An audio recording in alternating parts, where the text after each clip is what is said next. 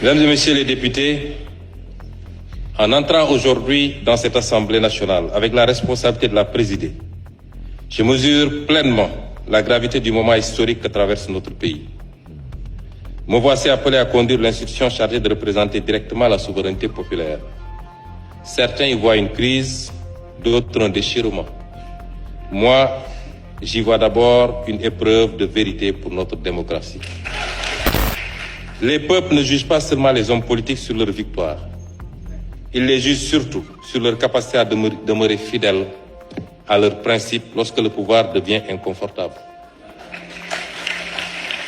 Car il existe une question plus importante que celle de savoir qui gouverne. Cette question est: au nom de quoi gouverne-t-on?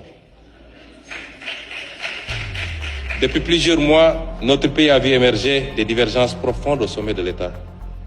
Elles ont été décrites comme des rivalités personnelles, des conflits d'ambition ou des luttes d'influence. Je ne souhaite pas nourrir cette lecture réductrice. Ce qui est en jeu dépasse des individus. Ce qui est en jeu, c'est le rapport entre la morale et la politique. Je veux rassurer que je n'utiliserai pas cette responsabilité pour organiser le chaos institutionnel.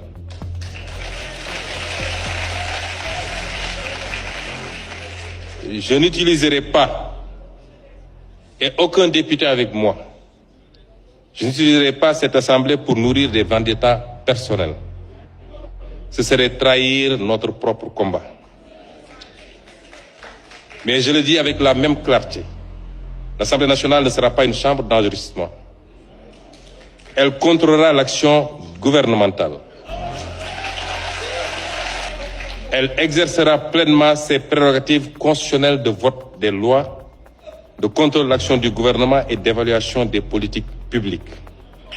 Elle défendra la transparence des finances publiques, la reddition des comptes et la souveraineté populaire.